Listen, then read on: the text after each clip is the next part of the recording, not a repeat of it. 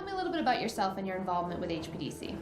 Well, I've been involved with HPDC since pretty much the beginning, at least from I work for a product manufacturer. So of course, whenever there's something new on the radar, it was always my responsibility to find out what that is and then find out, okay, how is this going to impact us as a supplier of building products to the industry. So being involved since the beginning, what do you feel are some of the greatest achievements that HPDC has made over the past 5 years? I think just the big achievement is pushing the issue of transparency.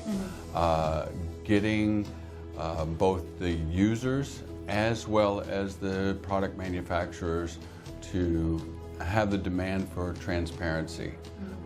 No different than if you go into the grocery store and you look on a box or a container and you look to see okay, what's in this and how many calories in it, is there something good for me or not? It's not quite the same thing, but we are getting that demand for transparency, and it gives us an advantage of not having so much greenwash, let's say, throughout the built environment. So having reached the 5-year milestone, what do you feel is the vision, or what would you say is your vision over the next 5 years in terms of transparency and material health in the building industry? And what are some challenges that we might face along the way? I think that just keeping it going and keeping it alive is the biggest thing. As a product manufacturer, we are always faced with the issue of, is there new green chemistry out there to replace questionable chemistry that we have now?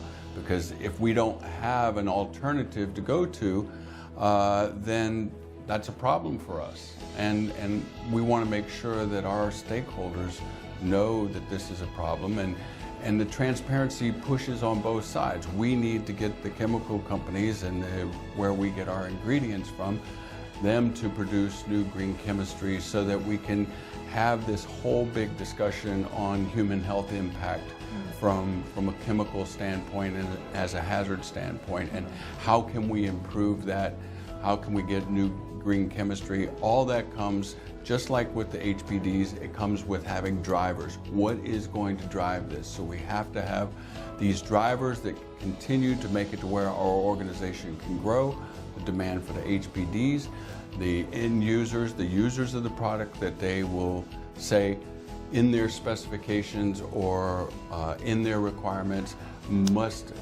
these products must have an HPD, or they're not even going to get considered for use on a project. And if you were speaking to an organization who's thinking of joining HPDC, why would you tell them that now is the time to join? Because now, after 5 years, the first thing a product manufacturer does is say, is this going to work? Is this going to stick in the market, or is this just going to be here for this year or next year and then be gone? I think now product manufacturers can look at HPDs and the HPDC as an organization and see that it's not just something as a quick trend, that it's here to stay, that there is getting to be more and more demand. You can see that just from how many HPDs we have now compared to the first year. You can also see the quality of the HPDs are much higher now, because it was pretty basic at the beginning. Now with the builder and the version 2.1, and now we're working on 2.2, it makes more of an even playing field for all the manufacturers, and the quality of the data is now better for the users to utilize as well.